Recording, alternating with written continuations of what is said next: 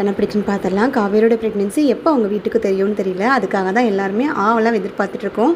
எல்லாரோட ரியாக்ஷனையும் பார்க்கணும். அண்ட் காவேரி வந்து எல்லோரும் நல்லபடியாக கேர் பண்ணிக்கணும். விஜய் காவேரி எப்போவுமே ஹாப்பியாக இருக்கணும்னு நினைக்கிறவங்க கண்டிப்பாக நம்ம வீடியோக்கு ஒரு லைக் பண்ணிக்கோங்க. விஜய் கிட்ட வந்து காவேரி கால் பண்ணிவிட்டு புலம்புவாங்க. யமுனோட ரியாக்ஷனே சரியில்லைங்க. நிவின் கிட்ட நம்ம ஹெல்ப் கேட்குறத கொஞ்சம் குறைச்சிக்கணும். என்னதான் இருந்தாலும் அவள் இன்னுமே இன்செக்யூராக ஃபீல் பண்ணிகிட்ருக்கா போல இருக்குது. நான் இன்றைக்கி போய் நிவின் என்னை ட்ராப் பண்ணிவிட்டு அவளை வான்னு உள்ளே கூப்பிட்டேன். பட் உள்ளே கூட வரமாட்டேன்னு சொல்லிட்டா. நிவின் தான் இருக்கார்ல, நீ அவரை கூட்டிகிட்டு போ அப்படின்ற மாதிரி சொன்னால் எனக்கு ஒரு மாதிரி கஷ்டமாக இருந்துச்சு விஜய். இன்னுமே அவள் வந்து என்னை சந்தேகப்படுறாளோ அப்படின்ற மாதிரி எனக்கு தோணுது. அவளோட பேச்சும் தெரியல, அவளோட பார்வையும் சரியில்லை. நிவினும் ஒரு மாதிரி ரொம்ப தடுமாறி போயிட்டாரு. யமுனாவை பார்த்ததுமே நம்ம அவங்களுக்கு தொந்தரவாக இருக்குமோன்னு எனக்கு ரொம்ப தயக்கமாக இருக்குது விஜய் அப்படின்ற மாதிரி சொல்ல, அப்படிலாம் எதுவும் இல்லை காவேரி, நீ ஏன் வந்துட்டு இதை தப்பாக நினச்சிக்கிற, நீ ஏன் வந்துட்டு ஓவர் திங்க் பண்ணாத. நிவின் வந்து அதெல்லாம் கண்டிப்பாக சமாளிச்சுப்பார். இவனும் வந்து இப்போ யமுனாவும் மெச்சூர்ட் ஆகிட்டு வரான்னு சொல்லி தானே நிவின் சொன்னார். ஸோ நிவின் யமுனாக்குள்ளே நல்ல அண்டர்ஸ்டாண்டிங் தான் இருக்கும். இப்போ வரைக்குமே ஒரு புருஷன் மராட்டினா அண்டர்ஸ்டாண்டிங் இல்லாமல் இருக்குமா என்ன? நான் இத்தனைக்கும் வந்துட்டு உன்னை யாருன்னே தெரியாமல் தான் கல்யாணம் பண்ணேன். பட் கல்யாணம் பண்ணிக்கிட்டு கொஞ்ச நாள்லேயே வந்துட்டு எனக்கு உன்னை பிடிச்சி போச்சு. உங்ககிட்ட வந்துட்டு எனக்கு புரிதல் வந்துருச்சு. ஸோ இவங்க வந்து முன்னாடியே கொடைக்கானலில் ஒருத்தருக்கு ஒருத்தர் தெரியும். அண்ட் ஆல்சோ வந்துட்டு 2 பேருமே மெச்சூர்ட் ஆனவங்க தானே, அண்டர்ஸ்டாண்டிங் எல்லாம் கண்டிப்பாக வந்திருக்கும். ஸோ அப்படிலாம் யமுனா சந்தேகப்பட மாட்டா அப்படின்ற மாதிரி சொல்ல, இல்லை விஜய் எனக்கு டெஃபினட்டாக தெரியும். அவள் ஒரு மாதிரி சந்தேக பார்வையில் தான் என்னை பார்த்துட்டு போனான். அவள் எனக்கு ஒரு மாதிரியாக இருக்குது, எனக்கு ரொம்ப ஹெசிடேட் ஆன மாதிரி ஆகிடுச்சு. நான் இனிமேல் வந்து நவீன் கூட போகிறத நான் கம்ப்ளீட்டாக ஸ்டாப் பண்ணிடுவேன் அப்படின்ற மாதிரி சொல்ல, இப்போதைக்கு இன்னும் வேறு வேலை எந்த ஆப்ஷனும் இல்லை. நானும் இப்படி இருக்கேன்னு இல்லை காவேரி, உனக்கு ஏதாவது ஒரு ஹெல்ப்னா கண்டிப்பாக நிவினால் மட்டும்தான் பண்ண முடியும். நம்ம 2 பேரும் இன்னும் கான்டாக்டில் இருக்கிறது குமரனுக்கு தெரிஞ்சாலுமே அவரும் நம்மக்கிட்ட தெரியாத மாதிரி தான் காமிச்சிட்ருக்காரு. நம்மளுமே அவர்கிட்ட தெரியாத மாதிரி தான் காமிச்சிட்ருக்கோம். ஸோ சீக்கிரமாக போய் அவர்கிட்ட எந்த ஹெல்ப்பும் கேட்க முடியாது. கொஞ்சம் அட்ஜஸ்ட் பண்ணிக்க காவேரி, நான் எதுக்கும் வந்து யமுனா கிட்ட பேசுகிறேன் அப்படின்ற மாதிரி சொல்ல, சாச்சா நீங்களாம் யமுனா கிட்ட பேச வேண்டாங்க, நம்ம 2 பேரும் இன்னும் பேசிக்கிறதுல எந்த ஒரு விஷயத்துலேயும் வந்துட்டு நம்ம இன்வால்வ் ஆகிக்கிறதுலேருந்து தான் அவன் நினச்சிட்ருக்கா. அவள் இது தெரிஞ்சதுன்னா இதை கூட அவள் எப்படி எடுத்துப்பானே தெரியாது. ஏன்னா இந்த பிரச்சனைக்கு முழுக்க ரொம்பவே கோவப்பட்டது. நம்மளோட கான்ட்ராக்ட் விஷயம் தெரிஞ்சு ரொம்ப ரியாக்ட் பண்ணது, ரொம்ப தப்பாக பேசினது அவள் தான். ஸோ இதையும் வந்துட்டு அவள் ஸ்போர்ட்டிவாலாம் எடுத்துக்க மாட்டான். இப்போதைக்கு நீங்கள் யமுனாட்டெல்லாம் எதுவும் பேச வேண்டாம், நான் சொல்கிற வரைக்கும் அப்படின்ற மாதிரி சொல்லிட்டு ஃபோனை வச்சுருவாங்க. அதுக்கப்புறம் காவேரி ரொம்ப உட்காந்து ஃபீல் பண்ணிகிட்ருப்பாங்க. இந்த பிரச்சனையை வந்து நிவின்கிட்ட பேசி நம்ம ஷார்ட் அவுட் பண்ணியே ஆகணும். வந்துட்டு நம்ம வெயிட் பண்ணிட்டு இருந்தோம்னா நிவின்கிட்ட இப்போ பேசலாமா இல்லை அப்புறமா பேசலாமான்னு தெரியலையே. ஒரு வேளை நம்ம கால் பண்ண போய் அது வேறு மாதிரி போயிடுமோன்னு தெரியல. இப்போ என்ன பண்ணுறதுன்னு சுத்தமாக புரியல அப்படின்ற மாதிரி காவேரி ஒரு பக்கம் யோசிச்சுட்ருக்கு. அங்கே கரெக்டாக பார்த்தீங்கன்னா யமுனா புலம்பிக்கிட்டு இருப்பாங்க. இன்றைக்கி நிவின் வந்தோன்னா ஒன்றுக்கு ஒன்று நம்ம டேரெக்டாகவே கேட்டுடலாம். எவ்வளோ நாளைக்கு தான் அவங்களும் அவங்க அஃபேரை மறைச்சிக்கிட்டு இருப்பாங்க. இதெல்லாம் பார்த்துக்கிட்டு சகிச்சுக்கிட்டு ஒரு நார்மல் ஒரு பொண்ணாக வந்துட்டு என்னால் போக முடியாது. என்னோட புருஷன் வந்துட்டு இன்னொருத்தங்களுக்காக இருக்கிறத, இன்னொருத்தங்களை கேர் பண்ணிக்கிறத கண்டிப்பாக என்னால் தாங்கிக்கிட்டு இதை ஒரு சாதாரண விஷயமா எடுத்துகிட்டு போகவே முடியாது. என்னோட நிவின் எனக்கு மட்டும்தான் சொந்தம். அவரோட மனசில் வந்துட்டு நல்ல ஒரு அபிப்பிராயம் வர்றதுக்காகவும் அவருக்கு என் மேலே லவ் வர்றதுக்காகவும் நான் எவ்வளவோ எஃபோர்ட் போட்டுட்டேன். இதுக்கு மேலேயும் அவர் என்னை கேர் பண்ணாமல் காவேரி தான் முக்கியம்னு இருந்தாருன்னா நான் கண்டிப்பாக ஒத்துக்கவே மாட்டேன். ஆனால் ஒரு வேளை நம்ம யோசித்த மாதிரி அம்மாக்கிட்டேயோ இல்லை அக்காட்டையோ போய் காவேரிக்கும் நிவினும் வந்துட்டு இன்னும் கான்டாக்டில் இருக்காங்க, 2 பேரும் பேசிக்கிட்டு இருக்காங்க அப்படின்ற மாதிரி சொல்ல, ஒரு வேளை வந்துட்டு அம்மா வந்துட்டு காவேரி வீட்டை விட்டு அனுப்பிட்டாங்கன்னா கண்டிப்பாக காவேரி அக்காவுக்கு இப்போதைக்கு எந்த சோர்ஸுமே கிடையாது. நிவின் மட்டும்தான் வந்துட்டு ஒரு நல்ல கேர் பண்ண முடியும். ஸோ கண்டிப்பாக வந்துட்டு நிவின் தேடி அவள் வந்தாலும் வந்துடுவா. அது கம்ப்ளீட்டாக என் வாழ்க்கைக்கும் பெரிய பிரச்சனையை வந்து முடிஞ்சிடும். ஏன்னா விஜய் கூட பேசுகிற மாதிரி விஜய் கூட கான்டாக்டில் இருந்தாலாவது அங்கே போவா. பட் இப்போதைக்கு அவளுக்கு அதுக்கும் வழி இல்லை. ஸோ எதுக்கும் நம்ம பொறுமையாக தான் இதை ஹேண்டில் பண்ணணும். அம்மா வரைக்கும் இதை கொண்டு போகவே கூடாது. அம்மாவுக்கு தெரிஞ்சுன்னா கண்டிப்பாக அவளை வீட்டை விட்டு அனுப்பிடுவாங்க. ஸோ அந்த அளவுக்கு நம்ம கொண்டு போகிறதுக்கு விட வேண்டாம். இப்போதைக்கு நம்ம நிவின்கிட்டே இதை பற்றி என்னங்கிறத கேட்போம் அப்படின்ற மாதிரி நிவின்காக வெயிட் பண்ணிட்டுருப்பாங்க. கரெக்டாக அந்த டைமில் நிவின் வந்ததுமே, இதுக்கு மேலேயே நாளெல்லாம் பொறுமையாக போக முடியாது நிவின். ஒரு பொண்ணு ஒரு மனசில் வந்து எனக்கு ஒன்று இருந்துகிட்டே இருக்குது. ஒரு பொண்ணாக வந்துட்டு நான் எவ்வளோ தூரம் வந்து இதனால் பாதிக்கப்படுறேன், எவ்வளோ தூரம் வந்து ஸ்ட்ரெஸ் ஆகுறேன்னு எனக்கு மட்டும்தான் தெரியும். தான் ஹஸ்பண்ட்க்கு இன்னொரு பொண்ணோட அஃபேர் இருக்குது, அதுவும் தன்னோட எக்ஸ்லவரோட அஃபேர் இருக்குங்கிறது தெரிய வரும்போது அந்த பொண்ணோட மனசு எவ்வளோ துடிக்குங்கிறது உங்களால் புரிஞ்சிக்கவே முடியாது அப்படின்ற மாதிரி சொல்ல, ஐயோ கடவுளே, நான் உனக்கு எப்படி சொல்லி புரிய வைப்பேன்றது தெரியல.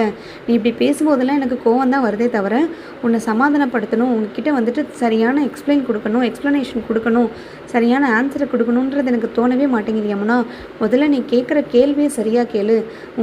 நீ கேட்குற தோரணை தான் தப்பாக இருக்குது. நீ இப்படி பேசினா கண்டிப்பாக எனக்கும் உன் கூட பேச தோணாது. இந்த பிரச்சனை இப்படியே தான் வளர்ந்துக்கிட்டே இருக்கும். தயவுசெய்து நான் சொல்கிறத புரிஞ்சுக்கோ அப்படின்ற மாதிரி கேட்க, என்னங்க புரிஞ்சுக்கணும்? நீங்கள் வந்து காவேரி அக்கா கூட சகஜமாக பேசி பழகுறதையும் சிரிக்கிறதையும் தனியாக வெளியில் போகிறதையும் 5 நாள் ஒர்க் ஷாப்புன்னு சொல்லிட்டு அவள் போகிறதையும் நீங்கள் அதுக்காக ஹெல்ப் பண்ணுறதையும் நீங்கள் எங்கே போகிறீங்க எங்கே வரீங்க உங்களுக்குள்ளே என்ன நடக்குதுன்னு தெரியாமல் என் மண்டையை போட்டு நான் பிச்சுக்கிட்டு இருக்கேன். இதெல்லாம் உங்களுக்கு சரியான சாதாரணமாக விஷயமா தெரியுதா? நீங்கள் என் இடத்துல இருந்தால் மட்டும்தான் என்னோடய நிலைமை உங்களுக்கு புரியும். இந்த நிலைமை யாருக்குமே வந்துடக்கூடாது. ஒரு சொந்த தங்கச்சிக்கு இப்படி ஒரு துரோகம் நினைக்கிறாளே, அவளாம் அக்காவா அப்படின்ன மாதிரி, அவளாம் நல்லாவே இருக்க மாட்டா அப்படின்ன மாதிரி சொல்ல, போது யமுனா நிறுத்து. இதுக்கு மேலேயே வந்துட்டு காவேரி பற்றி தப்பாக பேசாத. காவேரி வயிற்றில் ஒரு குழந்தை வளர்ந்துட்டுருக்கு. இப்படி ஒரு சாபத்தை வந்து நீ காவேரிக்கு கொடுக்காத. காவேரி வாழ்க்கையில் எப்போவுமே எல்லா இடத்துலையும் எங்கே போனாலும் பிரச்சனை மட்டும்தான் நடந்துட்டுருக்கு. அவள் வந்து சந்தோஷமாக வாழ்ந்ததே கிடையாது. மற்றவங்களுக்காக யோசிச்சு தான் வாழ்க்கையை அழிச்சிட்ருக்கா. இப்போ கூட அவள் ப்ரெக்னெண்ட்டாக இருக்கிறது உங்கள் வீட்டில் யாருக்குமே தெரியாதுல்ல அப்படின்ன மாதிரி ரொம்ப கத்தி பேசுவார். என்னங்க சொல்கிறீங்க? காவேரி அக்கா ப்ரெக்னெண்ட்டாக இருக்காங்களா? என்ன நீங்கள் உளறிட்டுருக்கீங்க? கங்கா அக்கா தானே ப்ரெக்னெண்ட்டாக இருக்காங்க. காவேரி எப்படி ப்ரெக்னெண்ட்டாக இருப்பா? காவேரிக்கும் விஜய் மாமாக்கும் பிரச்சனையாக இதான் அம்மா வீட்டில் வந்திருக்காளே அப்படின்னு மாதிரி சொல்ல, அதெல்லாம் நம்ம சொன்னால் நிறைய எக்ஸ்பிளைன் பண்ண வேண்டியது வரும். யமுனா, தயவுசெய்து நீ புரிஞ்சுக்கோ, இதை பற்றி பேசாத. இது கூட எனக்கு எப்படி தெரிஞ்சதுன்னா, காவேரி ஒரு நாள் மயக்கம் போட்டு விழுந்திருந்தாங்க ரோட்டில். அந்த டைமில் வந்துட்டு ஹாஸ்பிட்டலுக்கு கூட்டிகிட்டு போய் நான் தான் அவங்களை கேர் பண்ணிக்கிட்டேன். அந்த டைமில் வந்துட்டு சொன்னது தான் காவேரி. எனக்கு இந்த உண்மையெல்லாம் தெரியும். இதுவுமே வந்துட்டு காவேரி ஏன் என்கிட்ட சொன்னான்னு சொல்லிட்டு அதுக்கு ஒரு சந்தேக பேர் வெளியே கிளப்பாத. இது வந்து விஜய்க்கும் அவளுக்கும் இருக்க பர்சனல் விஷயம். அவங்க 2 பேரும் சந்தோஷமாக ஹாப்பியாக தான் லைஃப் ரன் பண்ணிகிட்ருக்காங்க. இந்த விஷயம் நம்ம குடும்பத்தில் யாருக்குமே தெரியாது. அவங்க அத்தை கோவப்படுவாங்க, உங்கள் அம்மா வந்துட்டு இன்னும் கோவத்தில் இருக்காங்க. அது போக வெண்ணிலாவோட பிரச்சனை, விஜய்க்கு பர்சனல் இஷ்யூ, அந்த மாதிரி நிறைய பிரச்சனைங்க போயிட்டு இருந்ததுனால தான் அவங்க வாழ்க்கையில் வந்துட்டு யார்கிட்டையும் காமிச்சிக்காமல் அவங்க 2 பேரும் நல்லபடியாக வந்துட்டு பர்சனலாக ப்ரைவேட்டாக வந்துட்டு வாழ்ந்துட்டுருக்காங்க. இது யாருக்குமே தெரியாது. இப்போ கூட 5 நாள் ஒர்க் ஷாப்புன்னு சொல்லி காவேரி போனது விஜய்க்கும் அம்மா போட்டுருச்சு. அதை வந்துட்டு சரி பண்ணுறக்கு, கியூர் பண்ணுறக்கு பக்கத்துலேயே இருந்து விஜய் வந்து கேர் பண்ணிக்கிறதுக்காக மட்டும்தான் வந்து காவேரி போனால். அதுக்காக தான் நான் கூட்டிகிட்டு போய் விஜய் வீட்டில் காவேரியை ட்ராப் பண்ணிட்டு வந்தேன். அண்ட் ஆல்சோ வந்துட்டு வரும்போது பிக்கப் பண்ணிட்டு வந்தேன். இதெல்லாம் புரிஞ்சிக்காமல் சொந்த அக்காவையே இப்படிலாம் தப்பாக பேசுகிறியே. இவ்வளோ வருஷமாக அவங்க கூட தானே அவளும் வளர்ந்துருப்பா. ஒரு கேரக்டரை கூட அவளோட கேரக்டரையே புரிஞ்சிக்க முடியாத நீ என்னை எப்படி கல்யாணம் பண்ணி என் கேரக்டரை புரிஞ்சுக்குவேன்? என்னை எப்படி நீ அண்டர்ஸ்டாண்ட் பண்ணிக்குவேன்? நம்ம வாழ்க்கையில் வந்துட்டு எப்படி குடும்பம் நடத்த முடியும்? உன்னெல்லாம் நம்பி பிரயோஜனமே கிடையாது. நீ எல்லாம் திருந்தவும் மாட்டேன், உன் கேரக்டரை மாற்றவும் முடியாது. இதெல்லாம் பான் டேலண்ட்டாக இல்லை பான் கேரக்டர்னான்னு எனக்கு சொல்ல தெரியல. பட் நீ இப்படியே பண்ணிட்டு இருந்தேன்னா கண்டிப்பாக வந்துட்டு என்னால் உன்னை மாற்றவும் முடியாது, உனக்காக என்னாலையும் மாற முடியாது. நம்மளை 2 பேர்த்தோட லைஃப் இப்படியே தான் போய்கிட்டு இருக்கும் அப்படின்ற மாதிரி சொல்ல, சாரி நிவின், காவேரி அக்கா ப்ரெக்னெண்ட்டாக இருக்காளா? இந்த விஷயம் சத்தியமாக எனக்கு தெரியாது. இப்படிலாம் ஒரு விஷயம் தெரிஞ்சிருந்துச்சுன்னா நான் இப்படி நினச்சிருக்கவும் மாட்டேன், உங்களை 2 பேர்த்தையும் சந்தேகப்பட்டிருக்கவும் மாட்டேன். நீங்கள் என் நிலைமையிலேருந்து யோசிக்க மாட்டேங்கிறீங்க நிவின். ஆல்ரெடி வந்து நீங்களும் காவேரியை லவ் பண்ணிட்டு இருந்தீங்க. இப்போ நீங்கள் 2 பேரும் தனித்தனியாக போய் பேசும்போது ஒரு சராசரி பொண்ணாக என்ன நினைக்க தோணும்? சந்தேக பேர் வழியாக தானே பார்க்க தோணும். சந்தேக பார்வையாக இருந்துருச்சே தவிர உங்கள் 2 பேர்த்தையும் அவ்வளோ டீப்பாலாம் நான் எந்த இதுவும் யோசிக்க கிடையாது. இப்போ கூட காவேரி அக்கா ப்ரெக்னெண்ட்டாக இருக்கான்னு சொல்கிறது எனக்கு ரொம்ப சந்தோஷமாக தான் இருக்குது. விஜய் மாமாவும் காவேரி அக்காவும் இவ்வளோ சந்தோஷமாக இருந்திருக்காங்க. அவங்களுக்கு ஒரு குழந்தையும் பிறக்க போகுதுன்னு நினைக்கும் போது கண்டிப்பாக எனக்கு அது ரொம்ப சந்தோஷம்தான். அவங்க வாழ்க்கை வந்து நல்லா இருக்குங்கிறத நினச்சி நான் சந்தோஷம்தான் படுவேன். என் வாழ்க்கையை நினச்சி எனக்கு கவலையெல்லாம் கிடையாது. எப்படினாலும் என்றைக்கோ ஒரு நாளைக்கு என் வாழ்க்கை மாற தான் போகுது.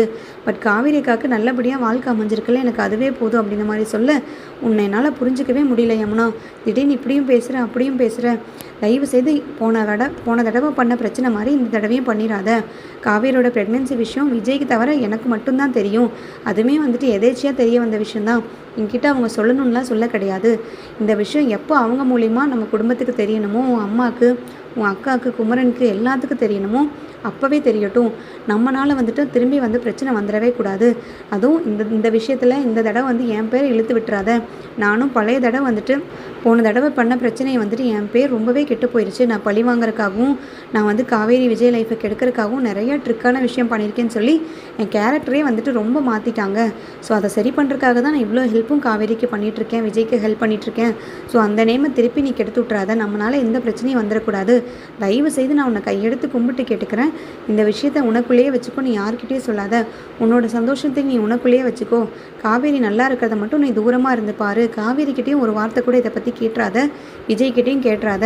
அவங்களாம் எப்போ சொல்கிறாங்களோ அப்போ நீ கேட்டு சந்தோஷப்பட்டுக்கோ அப்படின்ற மாதிரி சொல்ல, எனக்கு இதுவே போதும் விஜய். காவேரி அக்கா இவ்வளோ சந்தோஷமாக இருக்காங்கல்ல, விஜய் காவேரி இவ்வளோ சந்தோஷமாக இருக்கிறதே எனக்கு பெரிய விஷயம் தான். இதை அவங்கக்கிட்டலாம் நான் கண்டிப்பாக கேட்க மாட்டேன். நிவின், நீங்கள் என்கிட்ட இவ்வளோ ஷேர் பண்ணது முன்னாடியே ஷேர் பண்ணியிருந்தீங்கன்னா எந்த பிரச்சனையும் நமக்குள்ளே வந்திருக்காது, நம்ம லைஃப்பும் ஸ்மூத்தாக போயிருந்திருக்கும். இவ்வளோ தூரம் நானும் பேசிக்க தேவையில்லை, சாரி நிவின் அப்படின்ன மாதிரி நிவின்கிட்டையும் எம்மனா சாரி கேட்பாங்க.